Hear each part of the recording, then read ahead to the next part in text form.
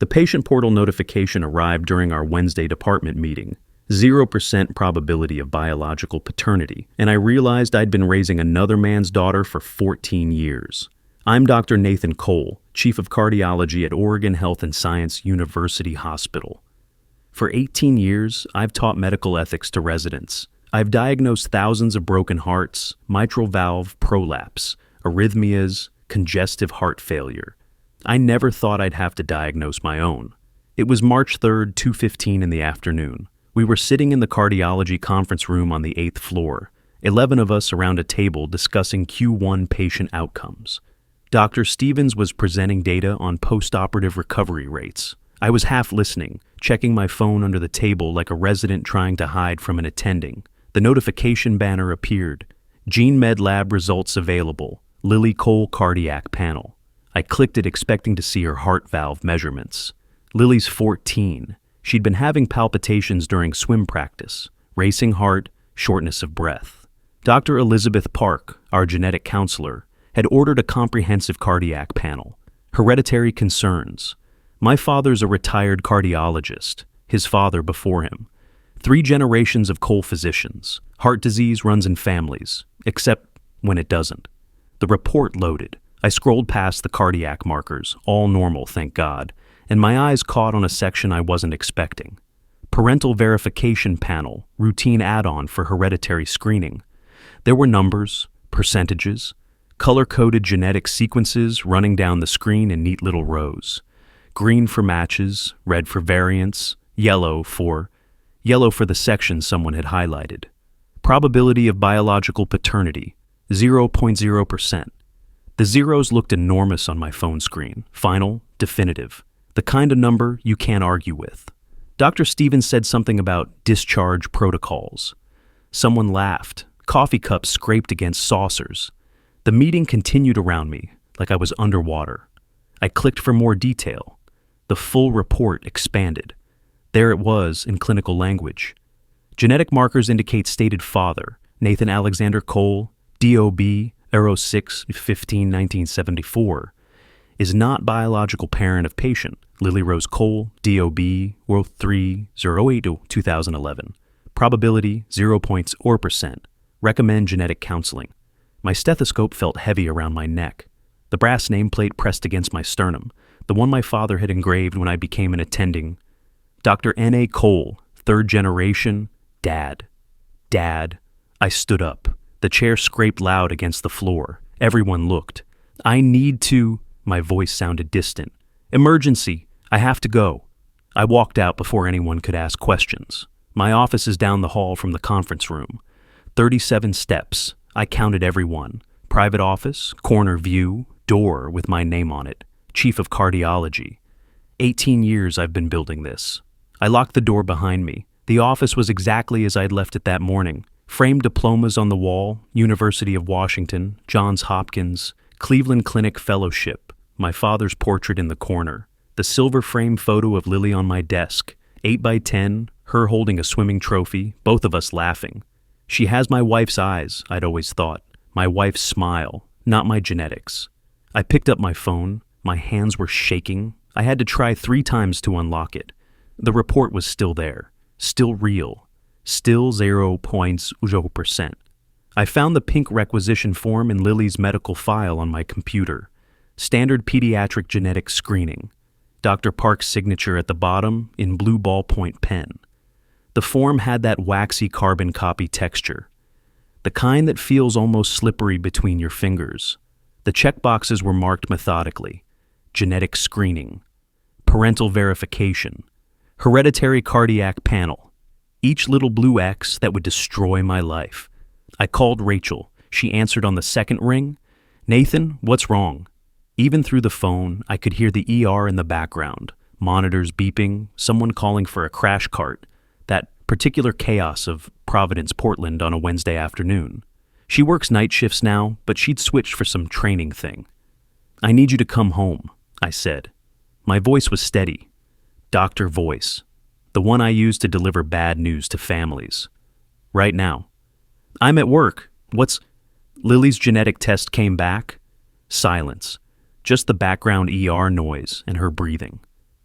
The cardiac panel, she asked, too carefully. The paternity panel. More silence, longer this time. When she spoke again, her voice had changed, smaller. Nathan, come home, Rachel. We need to talk. I can't just leave. I'm in the middle of... Now? I wasn't asking. I heard her exhale. Give me 30 minutes. She hung up. I sat there in my office, staring at the photo of Lily, 8 years old in that picture, front teeth missing, swimming trophy from her first regional meet. I'd been there. I was always there. Every swim meet for 8 years. 34 ribbons on her corkboard at home, blue silk, red silk, yellow silk, first place, second place, relay team.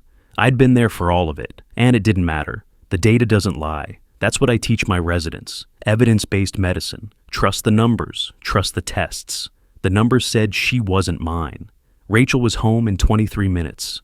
I heard her car in the driveway, the front door opening, her footsteps in the hallway.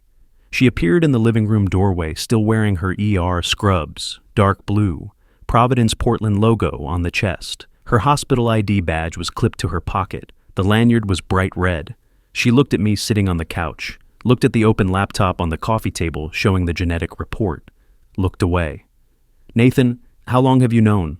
She didn't answer. She walked to the window instead, wrapped her arms around herself. The afternoon light coming through the glass made her look smaller somehow. Older. We've been married 26 years, since we were medical students.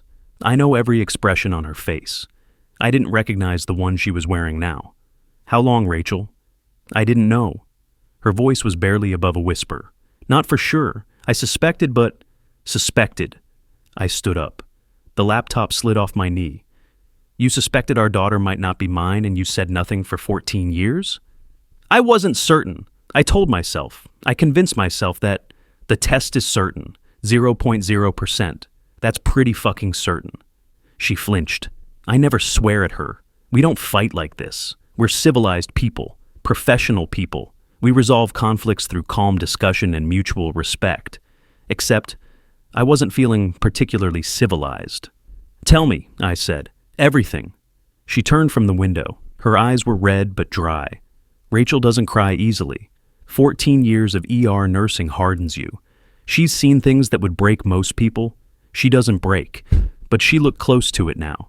It was during your fellowship, she said quietly. Cleveland, 2010. Cleveland, my advanced cardiac electrophysiology fellowship. September 2010 through June 2011. The greatest opportunity of my career. I'd written that in the margins of the acceptance letter. I still had it somewhere. Greatest opportunity, excited, ambitious, selfish. You left in September, Rachel continued. I just told you I was pregnant with Lily, remember? We'd been trying for 3 years after Daniel, finally pregnant, and you left. It was a fellowship. We'd talked about it. You said... I said it was fine, because what else could I say? You'd already accepted. Your father was so proud. 3rd generation Cole physician. How could I ask you to stay? I remembered that conversation, late August. We'd been standing in this same living room. She'd been holding the positive pregnancy test. I'd been holding the fellowship acceptance letter. I'd chosen the letter. I was gone 9 months, I said. You were alone for 9 months. That's when it happened. It wasn't a question. She nodded. Who? My voice came out strangled. Who was it? Rachel reached into her pocket, pulled out something small, her old hospital ID badge, the one from 2010. The photo showed a younger version of her, age 32, exhausted eyes.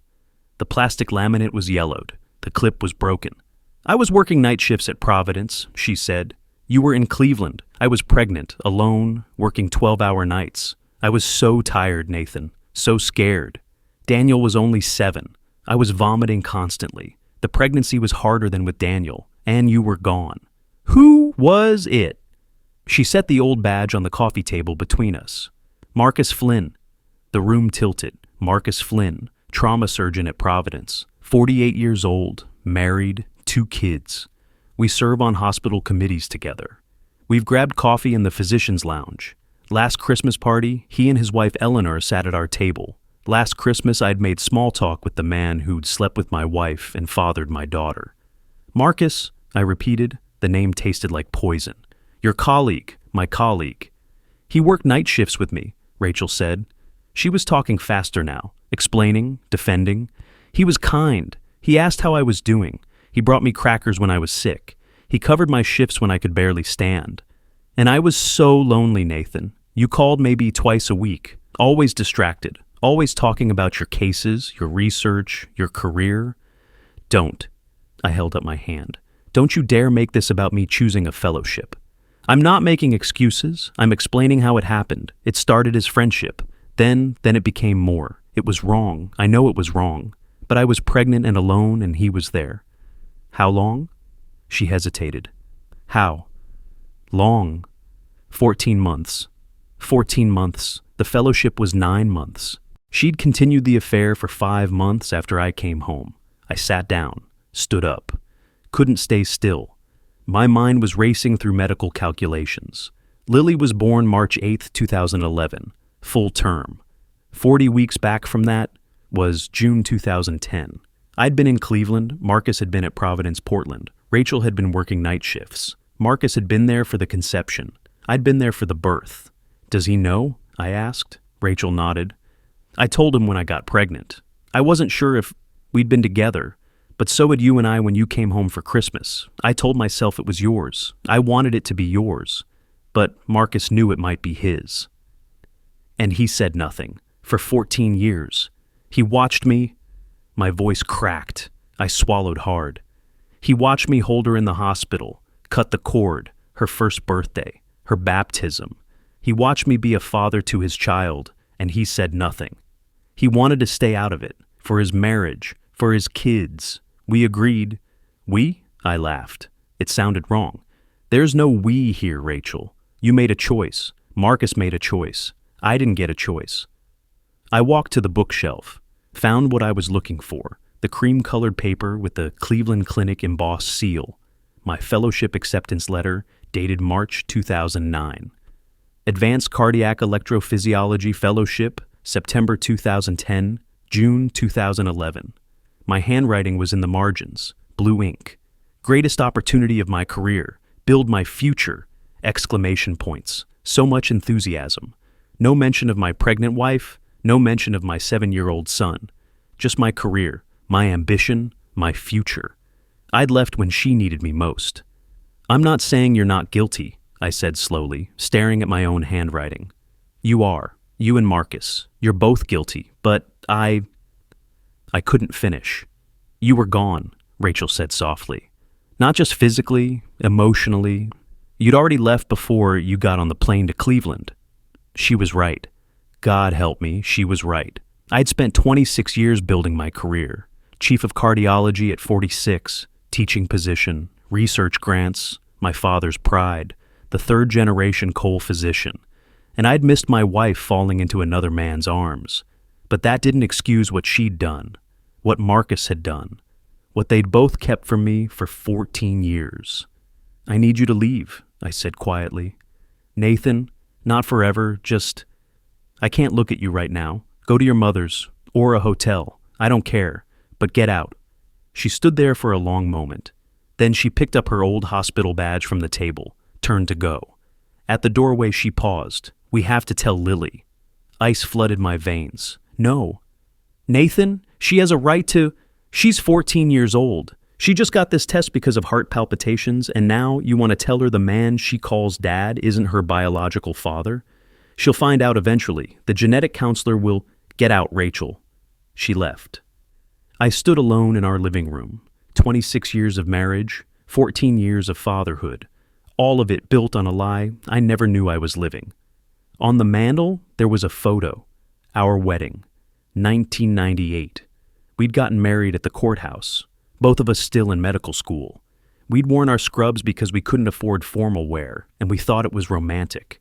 Young, idealistic, building our life together. The silver frame was heavy in my hands. Cold. I looked at the young couple in the photo, 24 and 22, so certain they knew what they were doing. The frame slipped from my hands. Glass shattered on the hardwood floor. The sound was sharp, final, just like the numbers on that genetic test. 0.0%. The data doesn't lie. I found Marcus at Providence, Portland the next morning. Thursday, 7 a.m. I'd spent the night in my office at OHSU, couldn't go home, couldn't face Lily's bedroom with the swim ribbons on the corkboard and the baby photos on the dresser. Couldn't face the keepsake box in Rachel's closet with the tiny hospital bracelet. Baby girl Cole, 3/8/2011, 7 Libis 2Os, 2:17 a.m. I'd been there when they'd put that bracelet on her wrist. I'd cut the umbilical cord. I'd held her before Rachel had. Skin to skin, father and daughter. Except I wasn't her father. Marcus was. Providence Portland Medical Center is a 12-minute drive from OHSU. I made it in 8. I didn't call ahead. Didn't warn him. I found him coming out of the trauma bay on the 3rd floor, still in surgical scrubs, blue cap, paper mask hanging around his neck. He was talking to a resident, gesturing with his hands the way trauma surgeons do when describing procedure. He saw me. His hands dropped. "Nathan?" He said my name like a question. We need to talk." I kept my voice level, professional. There were nurses at the station 20 feet away, a patient's family in the waiting area. This was a hospital. We were physicians. We were civilized. I'm in the middle of... Now. Something in my tone made him nod. He turned to the resident. "Go write up the OR report. I'll check it later." The resident left. Marcus led me to an empty consultation room, small, windowless, a desk and 2 chairs, the kind of room where doctors deliver bad news to families. He closed the door, turned to face me. "She told you," he said, not a question, a statement. "Lily's genetic test came back, 0% paternity match. So yes, she told me. About Cleveland, about the affair, about the fact that you've known for 14 years. Marcus leaned against the desk. He looked older suddenly, tired. "Nathan, you watched me." My voice was shaking now. "You watched me hold her in the hospital. You came to her first birthday party. You and Eleanor sat at our table last Christmas, and you smiled and made small talk, and the entire time you knew. What was I supposed to do? Tell you? Blow up both our families?" "Yes!" The word came out louder than I'd intended. I forced myself to breathe, lower my voice. "Yes. You should have told me, 14 years ago, before I signed her birth certificate, before I listed her as my dependent on insurance, before I couldn't finish, before I loved her like she was mine." "Would it have changed anything?" Marcus asked quietly. "Would you have loved her less? Would you have walked away from a newborn?" "That's not the point."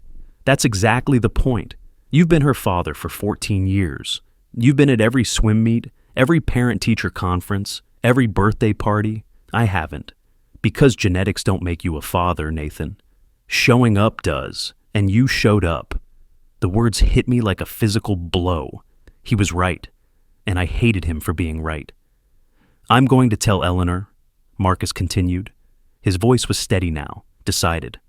"I'm going to tell my kids. This secret has been eating at me for 14 years. I'm done carrying it." "Don't you dare," I said. "Don't you dare blow up your comfortable life just to ease your conscience. You made your choice 14 years ago. You chose to stay silent. You chose your marriage, your career, your comfort. You don't get to change your mind now because it's become inconvenient. That's not... Get out of my sight." I left him standing in that consultation room. I walked back through the trauma bay, past the nurse's station, down the elevator, through the lobby. I got in my car, drove home. Rachel was gone. She'd taken clothes, her toiletries, her laptop. She'd left a note on the kitchen counter. "Staying at my mother's. We need to talk to Lily soon. I'm sorry. I'm so sorry." I crumpled the note. In the drawer, I found the wooden keepsake box. Cedar, handmade. Rachel had bought it when Lily was born. I opened it. The baby bracelet was there, white plastic, barely an inch wide. The text printed in black ink. "Baby girl Cole, 3/8/2011, 7 Libis 2Os, 2:17 a.m. 14 years old, but the ink was still readable. Underneath, one blonde curl tied with thread. Hospital footprints in purple ink. A single newborn photo. In the photo, I'm holding her. She's wrapped in the hospital blanket, the kind with the blue and pink stripes. Her eyes are closed. She's sleeping. I'm looking at the camera. My face is wet with tears. Happy tears. I'd never been so happy in my life. The box smelled of cedar and thyme, that sweet, sharp scent that makes you think of preserved moments. I closed it carefully, set it back in the drawer. We had to tell Lily. My daughter. Not my daughter. I didn't know how to think of her anymore. That evening, I called Daniel, my son. My actual biological son, 21 years old, second-year medical student at OHSU, following in the family footsteps, fourth-generation Cole physician, except maybe he was the last one. He answered on the first ring. Dad, Mom called. She said something happened with Lily's test. Can you come to the house? I need to talk to you. Before we talk to Lily. I'm at the library. Give me 20 minutes. 19 minutes later, he walked through the front door. Tall, 6'2", my height, my build, my face actually. People say he looks just like me. We have the same way of tilting our head when we're thinking, the same habit of rubbing the bridge of our nose when we're tired. He has my genetics. Lily doesn't. What's going on? Daniel asked. He dropped his backpack by the door, medical school textbooks visible through the unzipped pocket. Mom wouldn't tell me anything, just said I needed to talk to you before what? I gestured to the couch. Sit down. He sat. I stayed standing, pacing. Lily's genetic test came back, I started. The cardiac panel. She's fine. Her heart is fine.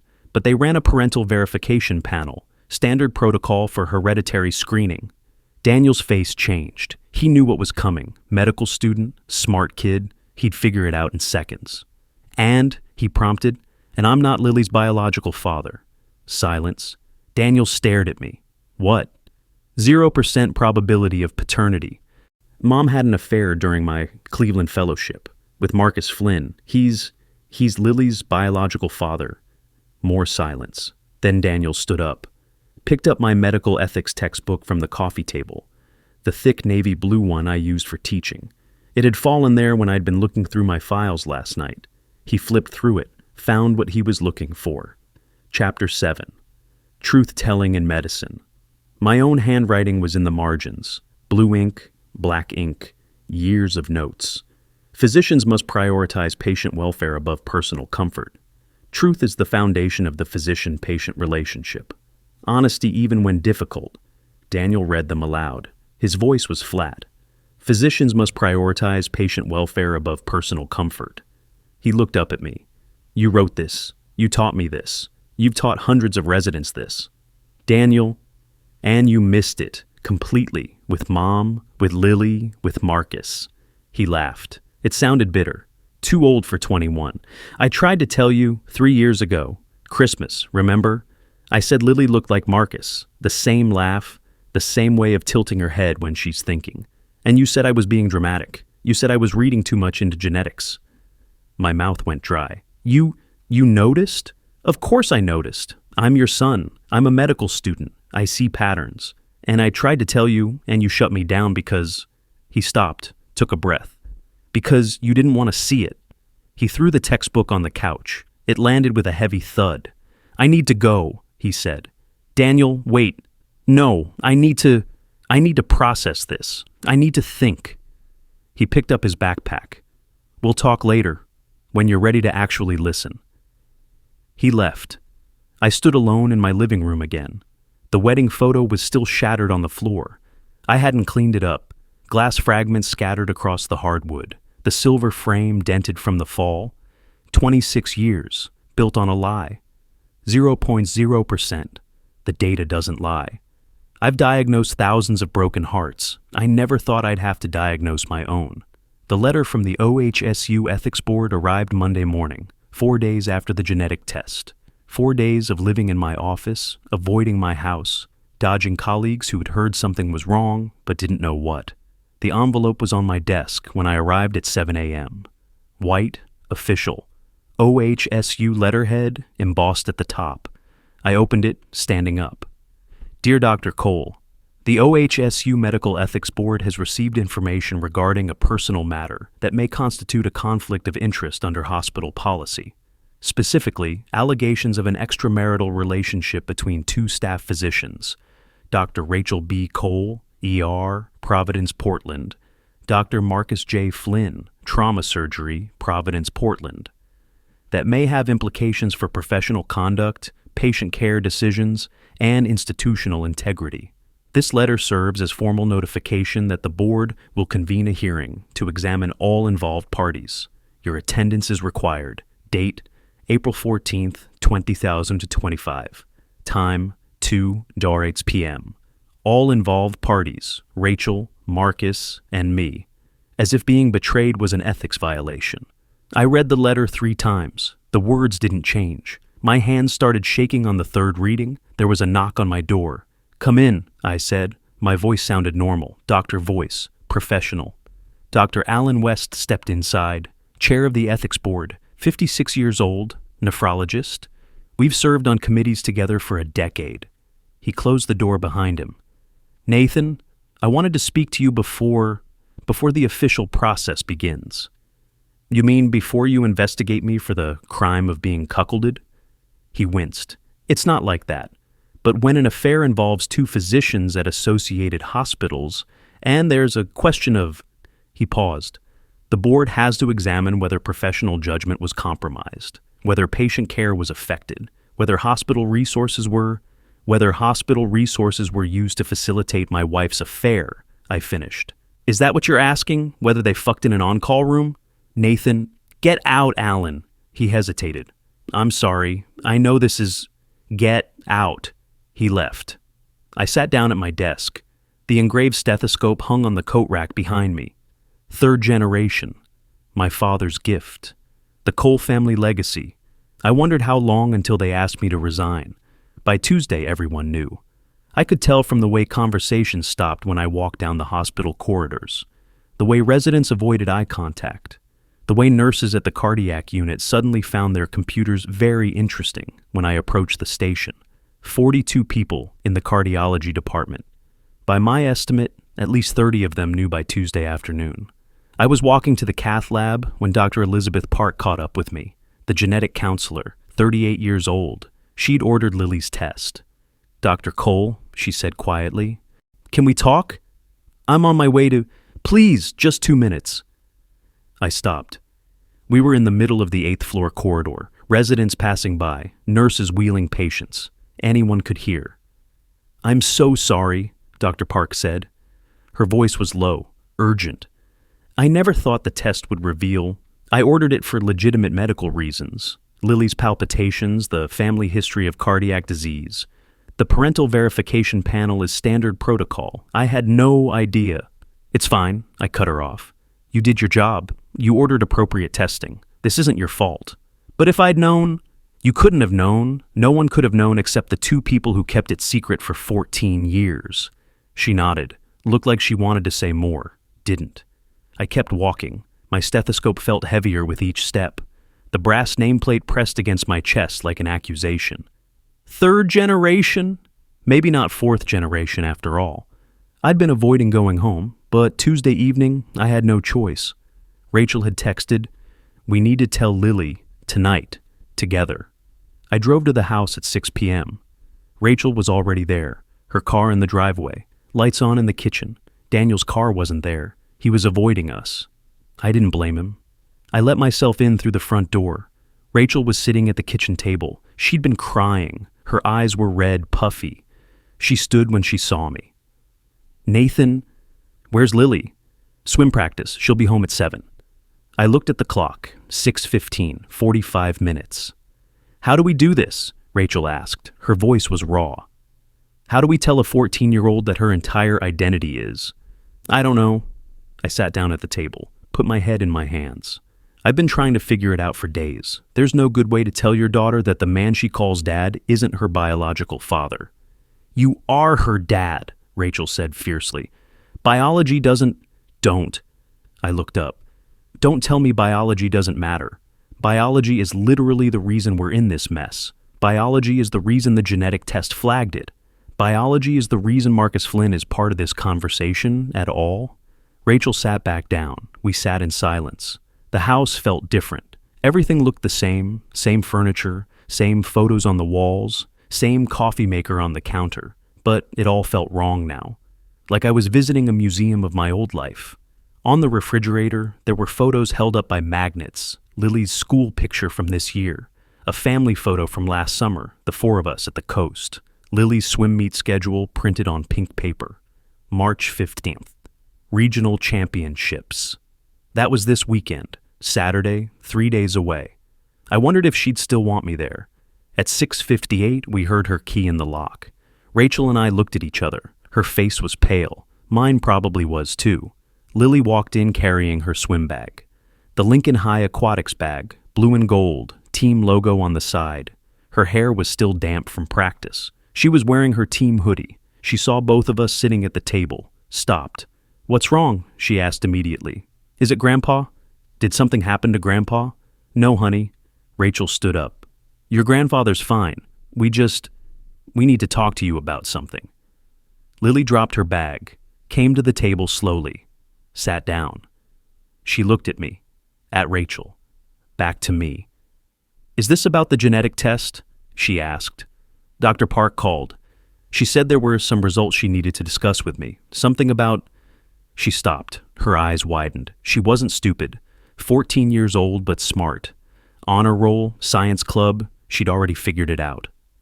"The parental verification panel," she said slowly. "That's what this is about, isn't it?" Rachel reached for her hand. Lily pulled away. "Lily, sweetheart," Rachel started. "Just tell me." Lily's voice was steady, too steady. "Tell me what the test said." I couldn't let Rachel do this alone. This was my responsibility too. I'm her father. I've been her father for 14 years. I spoke. "The test showed that I'm not your biological father." The words hung in the air. Lily stared at me. "What?" "The genetic markers don't match," I continued. Clinical voice, doctor voice. Like I was explaining test results to a patient. "The probability of biological paternity is 0%, which means you're not my dad." Her voice was flat. "I am your dad," I said quickly. "I've always been your dad. I've raised you since you were born. I've been at every birthday, every swim meet, every parent-teacher conference. Biology doesn't change that." "But you're not my real dad." The word real hit like a punch. "Who is?" Lily asked. She was looking at Rachel now. "Who's my real father?" Rachel's face crumpled. "Lily, I made a mistake a long time ago when Dad was away for his fellowship. I was lonely and scared and..." "Who?" "Marcus Flynn," I said. "Dr. Flynn from Providence." Lily's face went white. "Doctor Flynn? The one who comes to Dad's, to Nathan's?" She stopped, corrected herself. "The one who comes to your hospital parties?" The correction killed me. Dad became Nathan in the space of one sentence. "He's my father?" Lily's voice was rising. "That man? The one with the wife and the 2 kids? The one who..." She stood up abruptly. Her chair scraped against the floor. "I've met him. We've had dinner with his family. I've talked to his kids. And the whole time he knew I was his daughter and he never said anything." "It's complicated," Rachel tried. "It's not complicated," Lily shouted. "It's a lie. You lied to me for 14 years. "We didn't know for sure," Rachel said. "Not until the test. You suspected. You must have suspected. And you said nothing." Lily turned to me. Tears were streaming down her face now. "Did you know?" "No," I said quietly. "I just found out when the test came back. So I'm the last one to know. Perfect." She laughed. It sounded hysterical. "Everyone else gets to process this, but me? I just get told one day that my entire identity is a lie." "Your identity isn't a lie," I said. "You're Lily Rose Cole. You're 14 years old. You're a competitive swimmer. You're an honor student. You're my daughter. None of that has changed." "Everything has changed!" She was crying harder now. "I'm not a Cole. I'm a Flynn. Is that even my name? Do I have to change it? What am I supposed to do now?" She ran upstairs. We heard her bedroom door slam. Rachel started to stand. No. I put my hand on her arm. "Give her space. Let her process." We sat there in silence. Upstairs I heard something crash, then another crash. Things being thrown. I knew what she was destroying, the swim ribbons. 20 minutes later, I went upstairs. Her door was locked. "Lily?" I knocked softly. "Can I come in?" "Go away. Please, sweetheart. I'm not your sweetheart. I'm not your anything." The words were like knife wounds. I tried the door handle again, still locked. Lily, I know you're angry. You have every right to be angry. But I'm still your dad. I've been your dad for 14 years. This doesn't change how I feel about you. Silence. Then, the genetic test says otherwise. The genetic test says I don't share your DNA. It doesn't say I don't love you. It doesn't say I haven't been there for every moment of your life. It doesn't say those 34 swim meets didn't happen. More silence. I heard movement. The lock clicked. The door opened. Lily stood there. Her face was red and blotchy from crying. Her eyes were swollen. Behind her I could see her room. The corkboard on the wall, empty. All 34 ribbons torn down. Blue silk, red silk, yellow silk scattered across the floor like fallen leaves. The pushpins were scattered too, some bent, some broken. 8 years of achievement, destroyed in 20 minutes. I don't know who I am anymore, Lily whispered. I wanted to hug her, wanted to tell her everything would be okay, wanted to fix this the way I'd fixed her scraped knees and broken toys and bad dreams. But I couldn't fix this. You're Lily, I said. You're still Lily. Lily who? She asked. Lily Cole? Lily Flynn? Who am I supposed to be? You're supposed to be whoever you want to be. This doesn't define you. She looked at me, really looked at me, searching my face for something. Truth maybe, or proof that I still wanted her. Do you still want to be my dad? She asked quietly. Yes, I said immediately. Always, every day, for the rest of my life. Even though I'm not yours? You are mine. You've been mine since the day you were born, since I held you in the hospital at 2 a.m. when you had croup, since I taught you to swim at the community pool, since I watched you lose your first tooth at the kitchen table. I paused. Genetics don't make you a father. Showing up does. And I showed up, Lily. I've shown up every single day for 14 years. She started crying again. But the data doesn't show bedtime stories. The data doesn't show scraped knees or swim meets or helping with homework. The data is true, Lily, but the data is incomplete. She collapsed against me. I held her while she sobbed. Over her shoulder, I saw the swim ribbons on the floor. 34 moments we'd shared. First place, second place, relay team. Every single one, I'd been there in the bleachers cheering. Marcus Flynn had never been to a single meet. Biology might have created her, but I'd raised her. If you've ever been in Nathan's position, trying to parent through an impossible situation, knowing there's no right answer, just type talk if you'd force the conversation, or space if you'd give her room to process. What would you do? Because I had to make that choice, and here's what I chose. I stayed with her until she fell asleep. Then I went downstairs and told Rachel to stay at her mother's for a while longer. Lily needed stability. Even broken stability was better than no stability at all. Wednesday morning, Daniel showed up. I was making coffee in the kitchen when I heard his key in the lock. He walked in looking exhausted, dark circles under his eyes, hair uncombed. Medical school stress plus family crisis. Not a good combination. Hey, he said. Hey. We stood there awkwardly. Father and son who didn't know how to talk anymore. I've been thinking, Daniel started, about everything, about what you said, about what Mom did, about Marcus. Daniel, you don't have to. Let me finish. He set his backpack on the counter, unzipped it, pulled out my medical ethics textbook, the navy blue one from my office. I realized I'd never gotten it back. He must have taken it the other night when he left. I've been reading this, he said. Your notes, your annotations, years of teaching. He opened to chapter 7. His finger traced my handwriting in the margins. The physician must see the patient, not just the disease, he read aloud. Medicine is an art as much as a science. Data is important, but the human context is essential. He looked up at me. You wrote that. 10 years ago, based on the ink color. You taught me that. You taught hundreds of residents that. I know what I wrote, I said quietly. Then why didn't you apply it to your own life? His voice broke. You saw Mom as the woman who betrayed you. You saw Lily as genetic data that didn't match. You saw Marcus as the villain. But you didn't see that Mom was drowning while you were in Cleveland. You didn't see that Lily is a 14-year-old kid who needs her dad now more than ever. You didn't see that you abandoned them first. I didn't abandon... You left for 9 months. Mom was pregnant, throwing up every day, trying to manage a 7-year-old son and work night shifts. And you were in Cleveland pursuing your career, your father's legacy. The third generation Cole physician.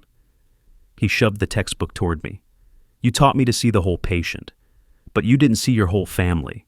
I picked up the textbook. It felt heavier than usual, the weight of my own hypocrisy. I tried to tell you, Daniel continued. 3 years ago, Christmas party, I said Lily looked like Marcus, same mannerisms, same laugh. You called me dramatic. You said I was reading too much into genetics, but I was right, wasn't I? And you were too busy being chief of cardiology to notice your own daughter didn't look like you. The words hit like blows. He was right. I'd taught medical ethics for 18 years. See the patient, not the disease. Understand context. Truth requires compassion. And I'd missed all of it in my own life. I'm not saying Mom was right, Daniel said. His voice was softer now. She wasn't. What she did, what she and Marcus did, was wrong. But Dad, you weren't innocent either. You chose your career over your family. Over and over again. The fellowship, the research grants, the teaching position. Every choice, you chose your career. I was building a life for all of you, I said weakly. You were building a life for yourself. We were just supposed to fit into it. He picked up his backpack. I need to get to class, but think about what I said. Read your own notes. Apply your own teaching to your own life. He left. I stood alone in my kitchen, holding the textbook. I opened to chapter 7. My handwriting covered the margins. Blue ink, black ink, red ink, years of insights. Truth must be delivered with compassion. Understand the whole story, not just the data. The best physicians treat the patient, not the disease. I'd been teaching these principles for 18 years. I'd failed to live them for 26. That afternoon, my father called. Thomas Cole, 76 years old, retired chief of cardiology at OHSU. His father before him had been a cardiac surgeon at Portland General. 3 generations of Cole physicians. We'd been building a dynasty, until I discovered it was built on someone else's genetics. Nathan, my father's voice was sharp, professional. We need to talk. I'm coming to your house, tonight, 6 o'clock. He hung up before I could respond. At 5:58, his car pulled into my driveway. The black Mercedes he'd bought when he retired. Vanity plate, cardio. I opened the door. My father stood there in his usual uniform, dress slacks, button-down shirt, sport coat. At 76, he still dressed like he was going to rounds. Dad, he walked past me into the house, looked around. His eyes landed on the shattered wedding photo, still on the floor. I hadn't cleaned it up yet. The glass fragments caught the light. Rachel, he asked. At her mother's. The children? Lily's at school. Daniel's at his apartment. Good. He turned to face me. Then we can speak frankly. I closed the door, followed him into the living room. He didn't sit. Neither did I. The hospital is talking, he said bluntly. The ethics board investigation. The genetic test. Marcus Flynn. Everyone knows Nathan. I'm aware. Do you understand what this does to our family's reputation? 3 generations of Cole physicians. Your grandfather built the cardiac surgery program at Portland General. I spent 40 years as chief of cardiology at OHSU. You're following in our footsteps, and now, he gestured at the broken photo. Now everyone knows your daughter isn't your daughter. Lily is my daughter, I said carefully. Biologically, she's Marcus Flynn's daughter. Legally, she's yours because you signed the birth certificate under false pretenses. But genetically, she's not a Cole. Dad, I had such pride in you. His voice was bitter now. My son, chief of cardiology at 46, teaching the next generation. I thought you would carry on the Cole legacy. I thought your children would carry it on. Daniel's in medical school. That's good. That's something. But Lily, he shook his head. Lily is smart, I said. My voice was rising. She's considering medical school. She's interested in science. She's not a Cole. She has my last name. I raised her. I've been her father for 14 years. Nathan? My father's voice was deadly calm. I'm not a sentimental man. I'm a physician. I believe in evidence, data, scientific truth, And the scientific truth is that Lily Rose Flynn, or whatever her name should be, does not carry Cole genetics. Her name is Lily Rose Cole, I said through gritted teeth. Is it? He reached out, touched the stethoscope hanging around my neck. The one he'd given me. The engraved brass nameplate gleamed. 3rd generation. There won't be a 4th generation from her, he said. Not biologically. You need to end this charade, Nathan. Acknowledge the truth. Distance yourself from the child. Let Marcus Flynn take responsibility for what he created. Lily is not a charade. I was shaking now. She's a 14-year-old girl going through a traumatic identity crisis. She needs her father. You're not her father. That's the entire problem. I reached up, unhooked the stethoscope from around my neck. The black tubing felt cold in my hands, the brass chest piece heavy. I looked at the engraving. Dr. N.A. Cole, 3rd generation, Dad. Dad. I held it out to my father. If this is conditional on genetics, take it back. He stared at me. Don't be dramatic. I'm not being dramatic. You gave this to me when I became an attending. You said it represented the Cole legacy. If Lily's not part of that legacy, then neither am I. Because I'm not giving up my daughter for anyone's pride, not even yours. Nathan, I've made a lot of mistakes, I said. My voice was steady now, certain. I abandoned Rachel when she needed me. I missed the signs I should have seen. I was so focused on building my career that I neglected my family. I know all that. I'm guilty of all that. I paused. But I'm not guilty of loving Lily, and I'm not going to stop loving her because some test says we don't share DNA. Genetics don't make you a father. Showing up does, and I showed up for 14 years. My father looked at the stethoscope in my outstretched hand, then at me. You're making a mistake, he said quietly. Maybe, but it's my mistake to make. He didn't take the stethoscope, just turned and walked to the door. At the threshold, he paused. When you come to your senses, call me. Until then, he left the sentence unfinished. The door closed behind him. I stood there holding the stethoscope. The engraving blurred as my eyes filled with tears. 3rd generation. Maybe 4th generation wouldn't come from genetics. Maybe it would come from choice. I put the stethoscope back around my neck. The metal chest piece settled against my sternum, heavy, familiar, mine.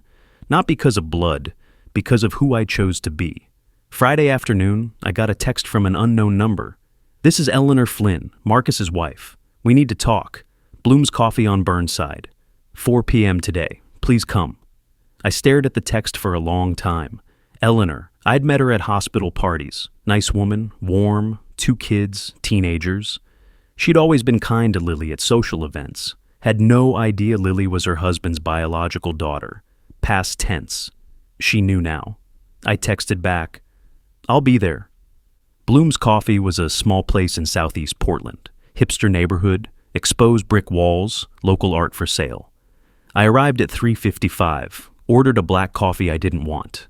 Eleanor was already there, sitting at a corner table, mid-40s, brown hair going gray. She looked exhausted. I sat down across from her. Dr. Cole, she said, thank you for coming.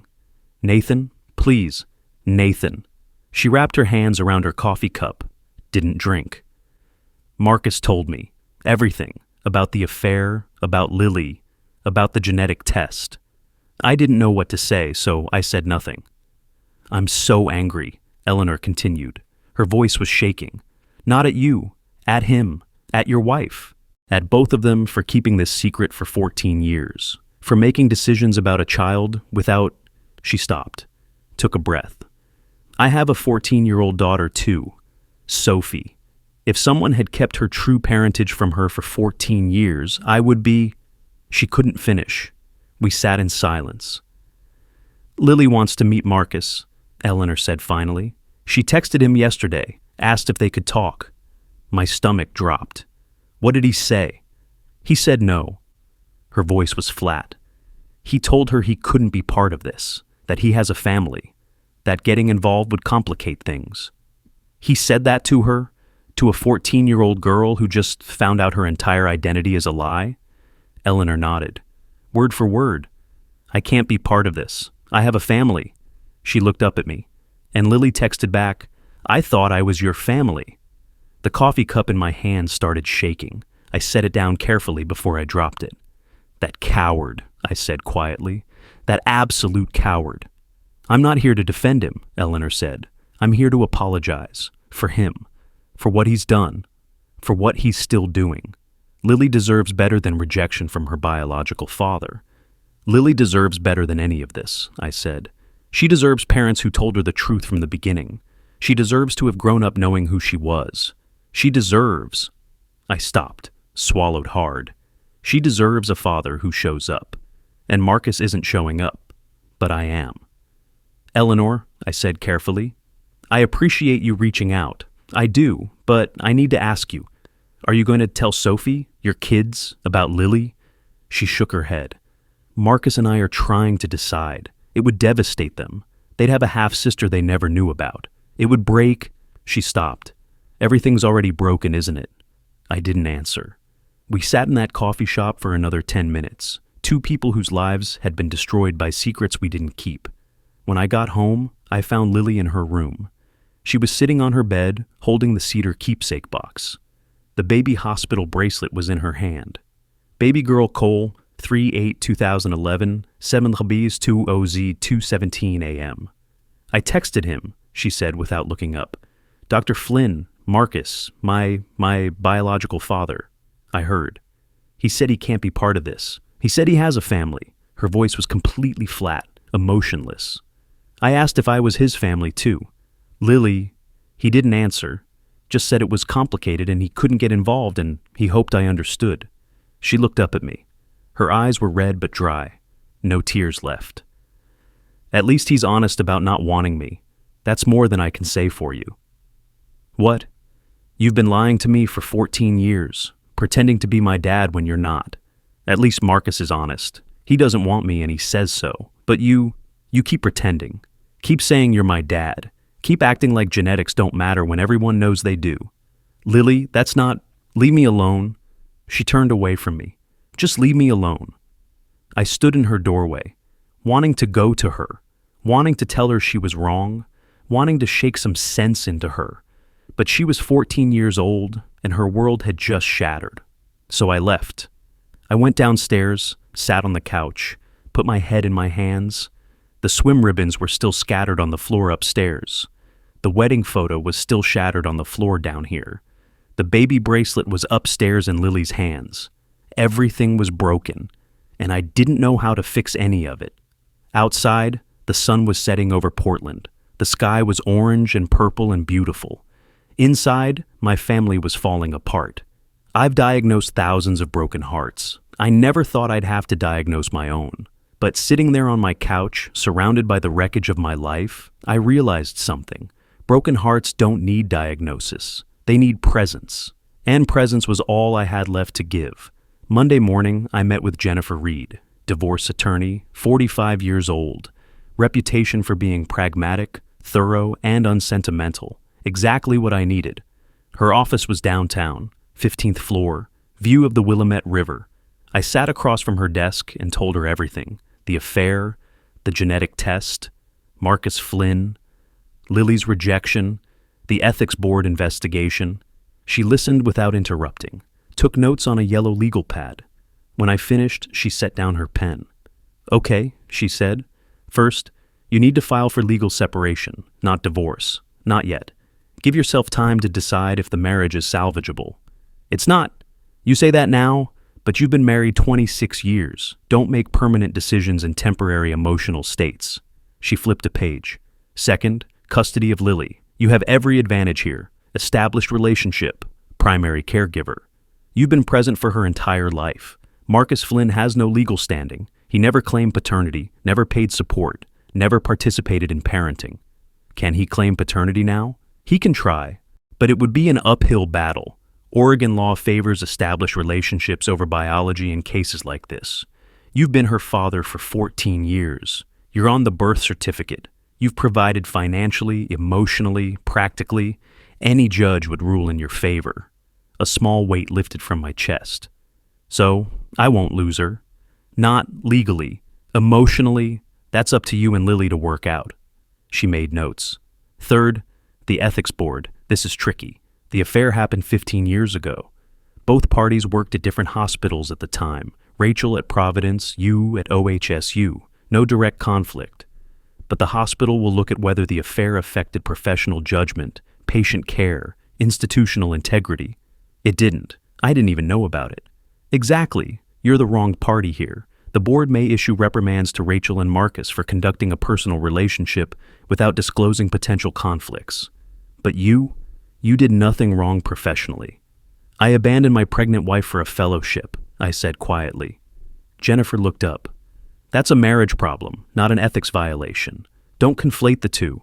She was right, but it didn't make me feel less guilty.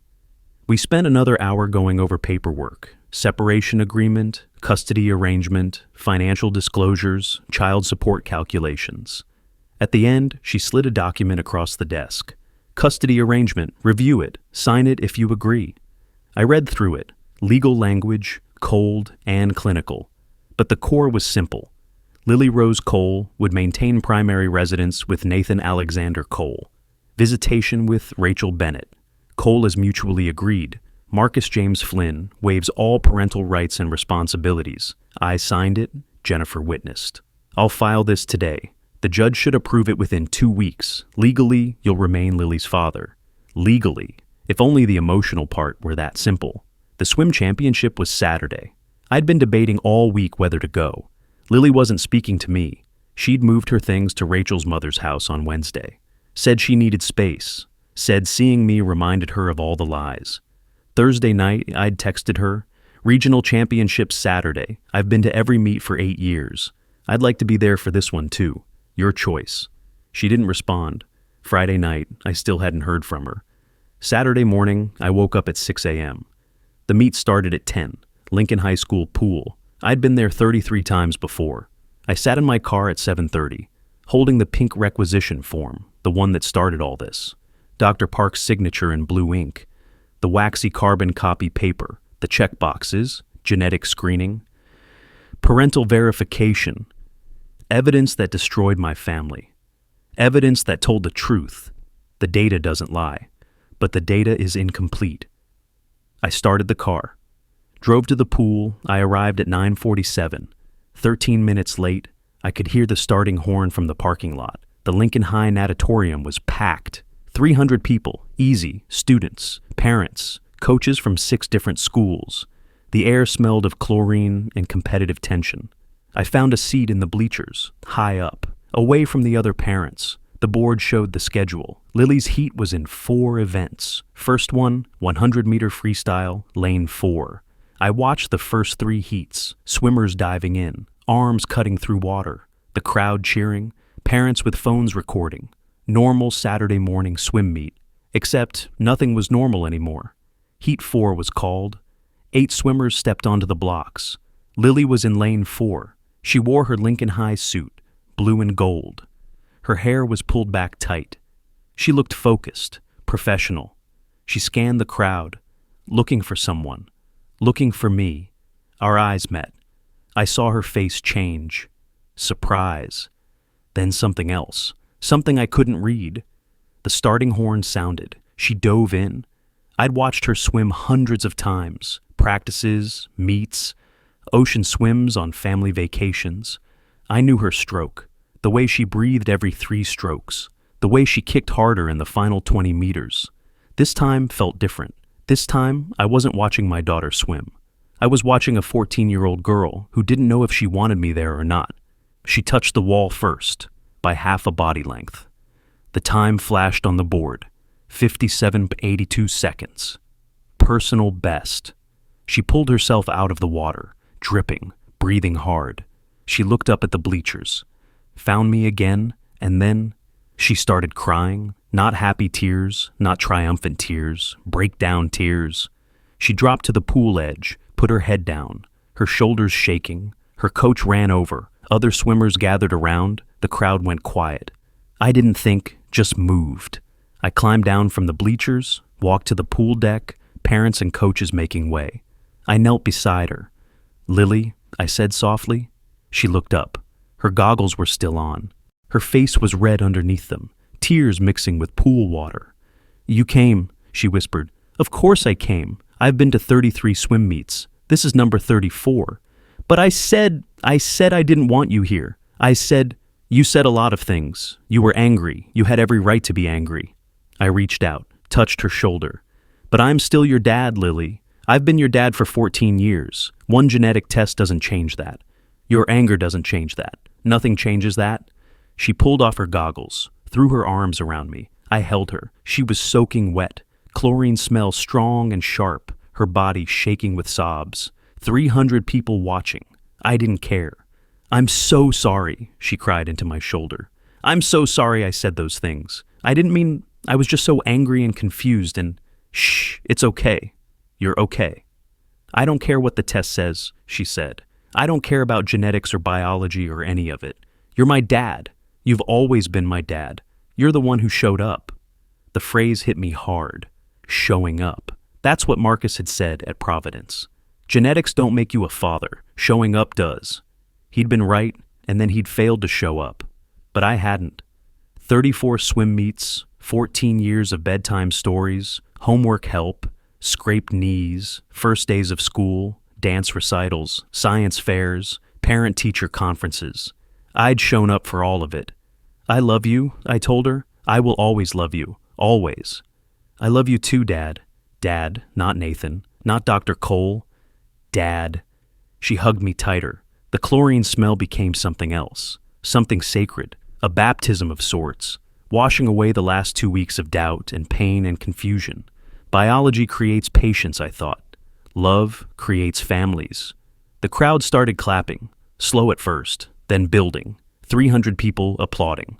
Lily pulled back, wiped her face. I have 3 more events. I'll be right here. She smiled, a real smile, the first one I'd seen in 2 weeks. In the bleachers, Dad, not on the pool deck.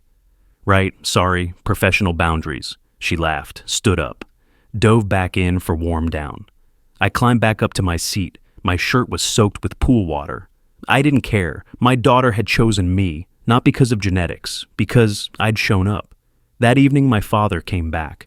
I'd just gotten home from the meet, still wearing my chlorine-soaked shirt. Lily's first-place ribbon from the freestyle sitting on the passenger seat of my car. Number 34. I was putting it on the corkboard when I heard the knock. I opened the door. Thomas Cole stood there, still in his formal attire, slacks, button-down, sport coat. But he looked different, older, tired. Dad, I said, can I come in?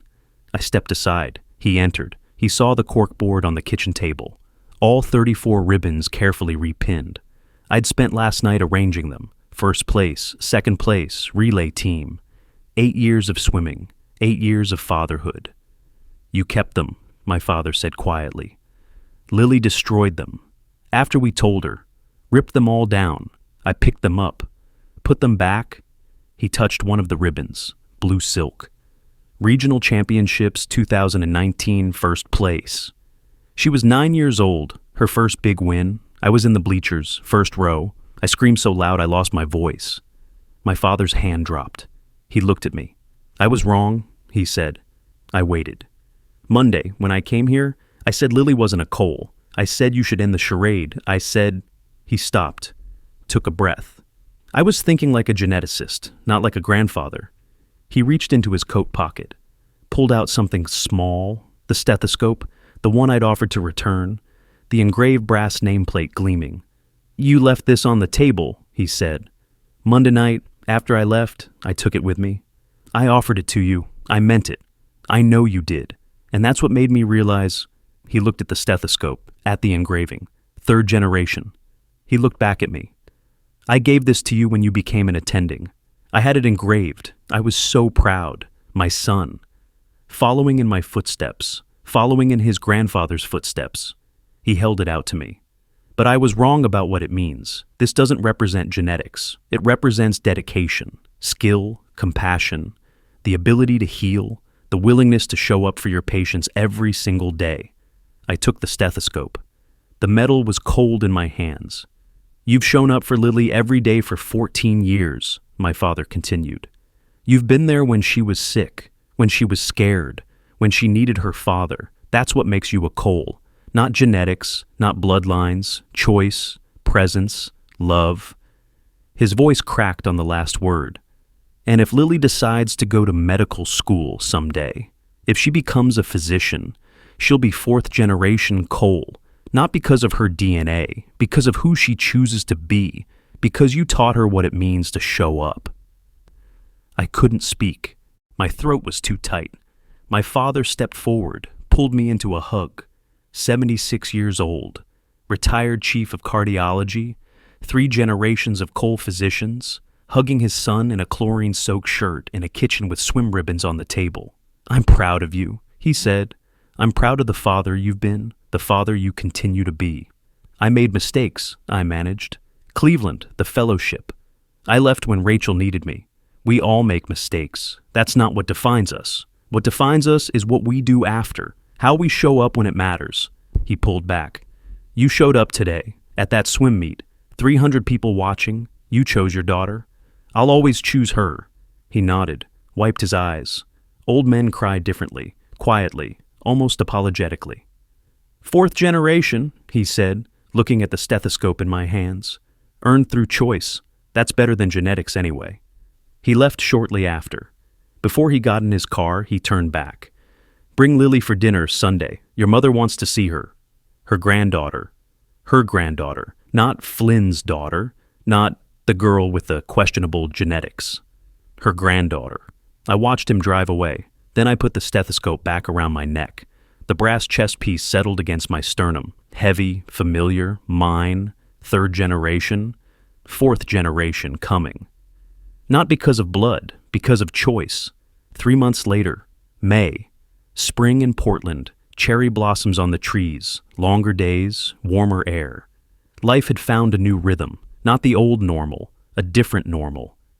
Rachel and I were separated, living apart, going to counseling, trying to figure out if 26 years of marriage was worth saving. I didn't know yet, neither did she. Marcus had signed away all parental rights. His marriage had survived, barely. Eleanor had stayed with him. For the kids, she said. But things were different, broken. Maybe broken things can heal. Maybe they can't. Daniel had graduated medical school. Match day was coming. He wanted pediatrics. Said he wanted to actually talk to his patients, not just look at their hearts on an echo. I was proud of him. And Lily. Lily had moved back home, back to her room with the corkboard full of ribbons. She was seeing a therapist, processing the identity crisis, the betrayal, the confusion of being 14 and learning your entire understanding of yourself was based on incomplete information. She was swimming again, training hard. Regional championships next month. She'd decided on a science fair project for school. The ethics of genetic testing, when does data harm more than help? She had asked me to help her prepare the presentation. The Lincoln High School science fair was on a Friday evening. I arrived at 6 p.m. The gymnasium was set up with rows of display boards, 200 students showing their projects, parents walking around with judging sheets, teachers supervising. I found Lily's board in the biology section. The ethics of genetic testing. When does data harm more than help? Her hypothesis was written at the top. Genetic data is scientifically accurate, but ethically incomplete. Understanding genetic truth requires understanding human context. Below that, graphs, charts, case studies.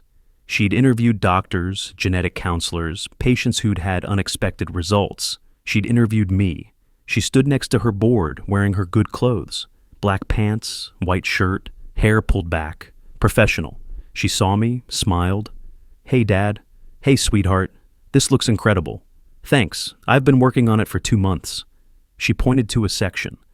This part is about informed consent, whether people should be told about unexpected findings, like parental verification panels. Should patients be warned that might happen? What did you conclude? That yes, people should be warned, but also that data without context is dangerous. You can't just give someone a number and walk away. You have to help them understand what it means, what it doesn't mean. She looked at me. Genetics tell you where you came from, but they don't tell you who you are.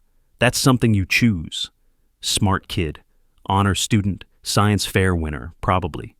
My daughter. I reached into my pocket, pulled out something I'd been carrying for weeks. The baby hospital bracelet. Baby girl Cole, 3U8 2011, 7 Labise 2OZ 2:17 a.m.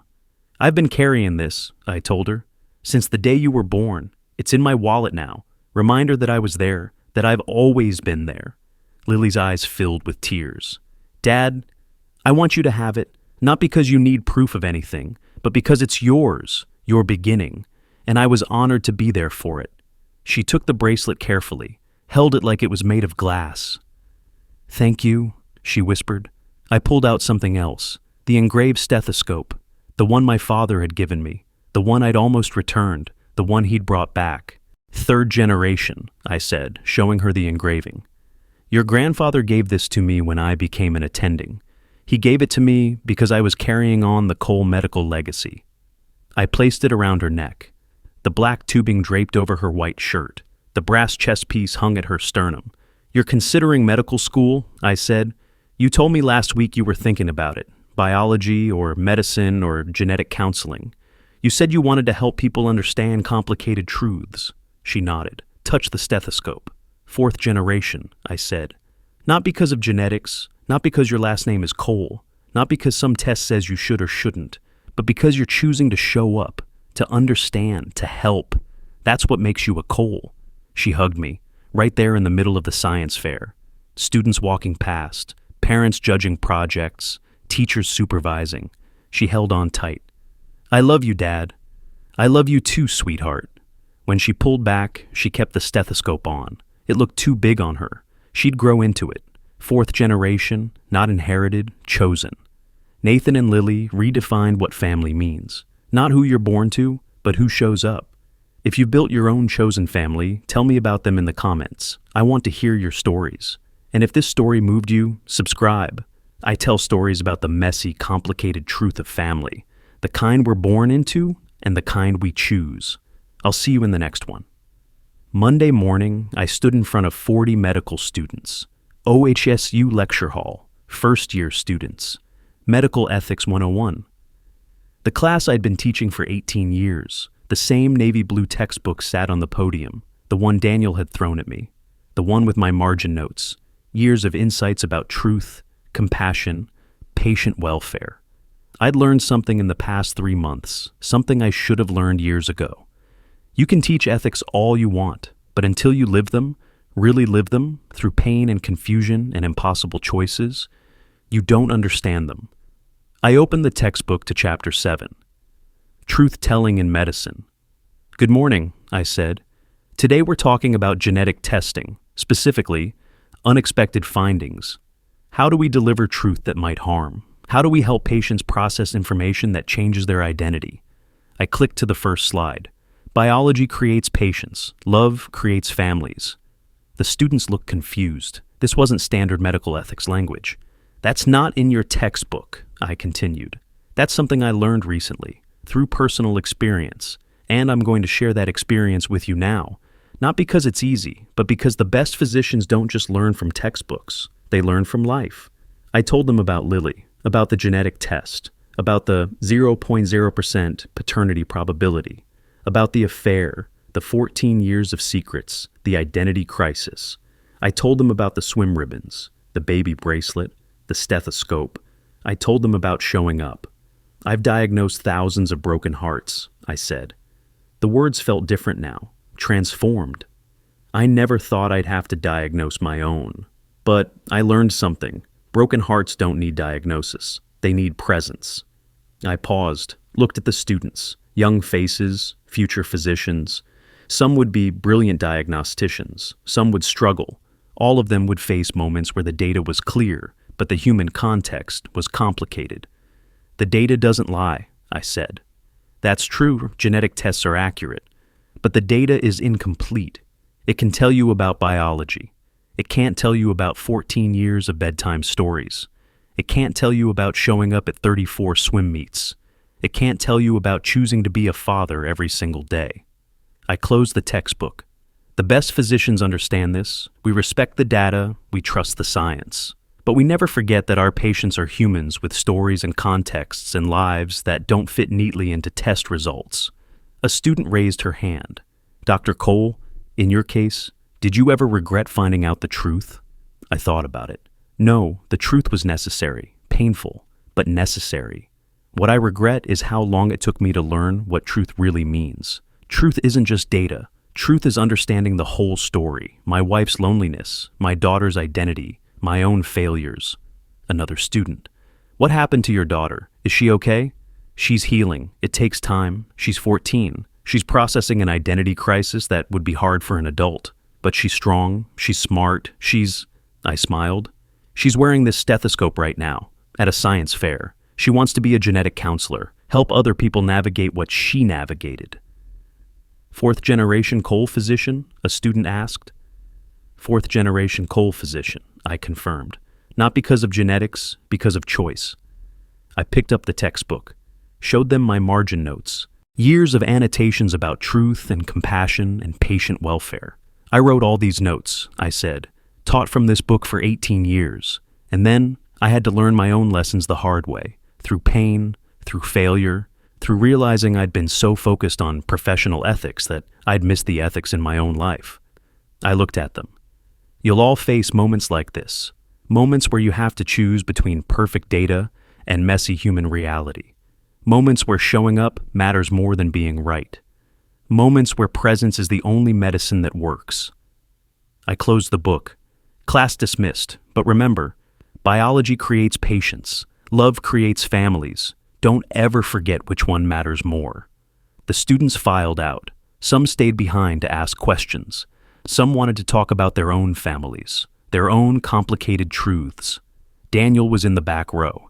He'd been sitting there the whole time, listening. He came up after everyone left. Good lecture, Dad. Thanks. I set the textbook down. You taught me most of it when you threw this at me, when you read my own notes back to me. You needed to hear it. I did. I paused. Match results come in tomorrow. Pediatrics? Pediatrics, he confirmed.